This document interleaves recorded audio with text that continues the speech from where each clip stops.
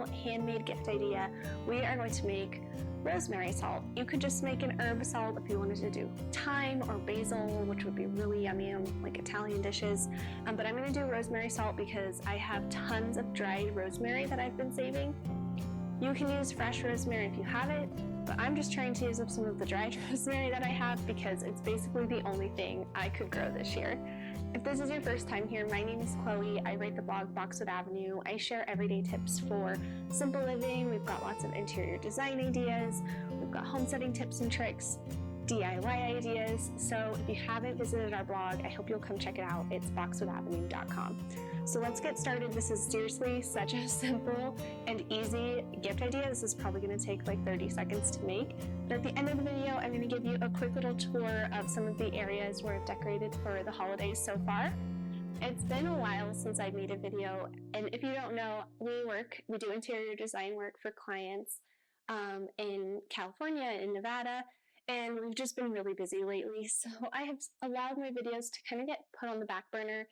And I'm sorry about that, but I'm here today. I got an email from a subscriber and a blog reader, and it was just really encouraging and really sweet. And it was just like this random act of kindness. So it inspired me to make this video, but it also just inspired me to share a compliment or, participate in some sort of random act of kindness because just the littlest thing can go so far. So if you have the opportunity to just surprise somebody, make somebody's day, make somebody a little gift and go drop it off on their front door, it always means a lot. So today that's what we're going to do. We're going to make some handmade gifts. We're going to do this rosemary salt.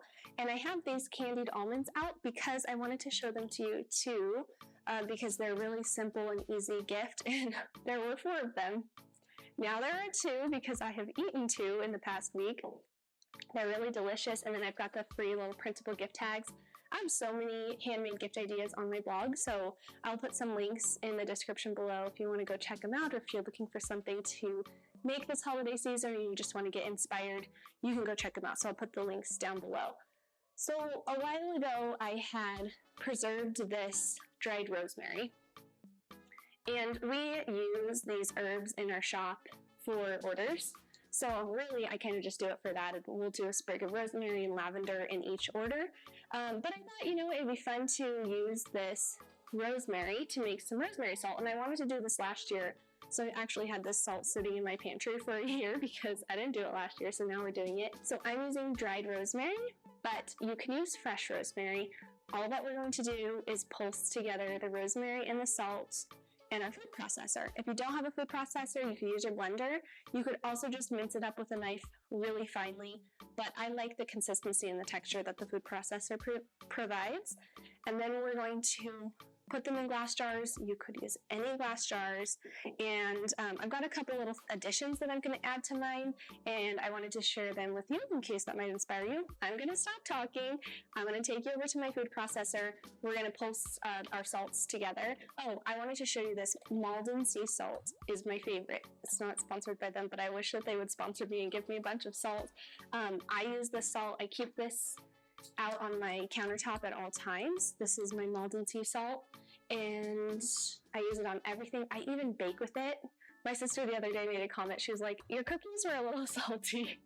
So I think I need to lay off the salt a little bit. I used to never really like salt, but my husband really likes salt, so I started kind of adding it to a lot of things, and now I have a palate that appreciates salt.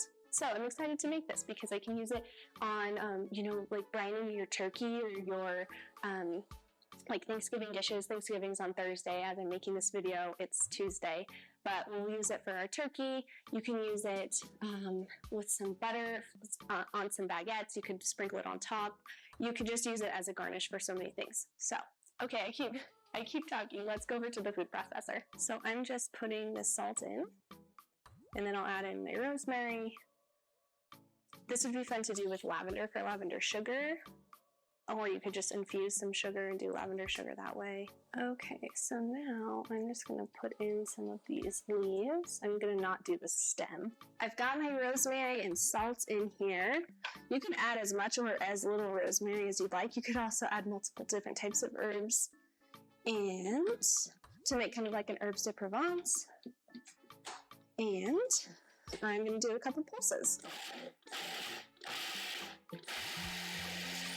That was seriously so easy. It took like 5 minutes. And now I'm just going to transfer this into my little glass jars. You can use any glass jar. And then I am going to wrap them up, and I'll show you a couple of fun ways to wrap them up, and I'll do a little free printable too if you're interested.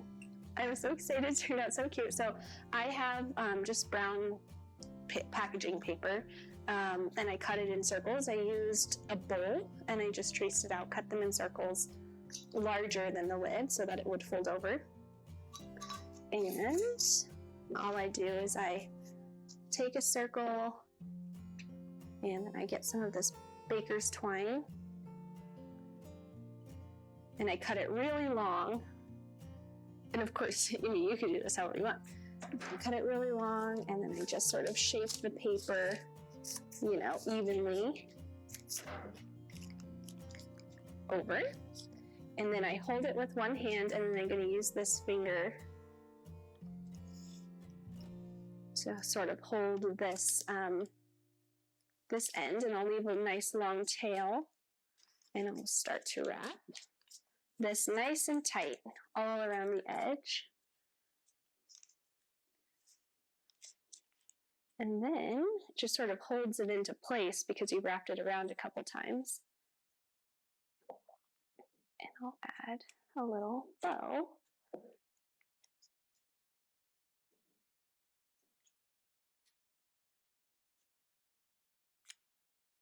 Like that. And so we have these little spoons in the shop. I thought it was a super cute addition to include a little spoon here. So slide that in and trim my tails. I like to do them like one longer than the other. I just think that that looks cute. Now that we've got this done, I thought it'd be kind of fun to show you some of the things that I've decorated for the holidays so far. So I'm going to take you to my living room and show you the little touches that I've added so far. It's not even Thanksgiving yet, so I haven't added much. We don't have our Christmas tree yet, but maybe it'll inspire you and give you a couple ideas. Really, all I've done so far for the holidays is like add a couple little touches in the kitchen, like some magnolia leaves, branches, and then add a couple things in our living room. And I thought I'd show you some of the ways that I add a little bit of holiday into our home. So I love taking dishes or bowls and adding like pine cones or bells. I have some vintage sheep bells that I listed in the shop, and I kept some for myself. I think you guys are starting to see my pattern. But I have some vintage sheep bells, and I've started to collect other vintage bells that I always bring out during the holidays. And so I love using like those big vintage pickling jars and putting bells in there, or pine cones, or vintage ornaments. And I think that it adds like that festive touch without like it being really specific Christmas decor or holiday decor. I also added in some fresh branches in the corner there. So I have a lamp that goes there, but I took it down to Reno for a project we were photographing, and I keep forgetting to bring it back up. So right now I just have that vase, but it's perfect because it gives that added height in the corner. And since we have our fireplace in the other corner, like I talk a lot about visual weight when we're talking about interior design, and the visual weight of the fireplace is massive. It's so heavy. It's this big stone fireplace. So I was really excited to put that chest of drawers in the other corner to sort of balance it out, and then adding that extra height with a lamp or with a vase full of really oversized branches, it really helps balance out the room. So I have my branches over there. I added a couple ornaments. I added in some of the wooden objects that we have from the shop, some garland. So just little things to kind of whisper Christmas, whisper the holidays before we bring the tree in and before we bring everything else in. I hope that you enjoyed a little peek into our living room. I wish you a really wonderful holiday season. As always, thank you so much for being here. If this was your first time here, I would love for you to subscribe before you head on to my next video. Don't forget, you can always visit me at boxwoodAvenue.com.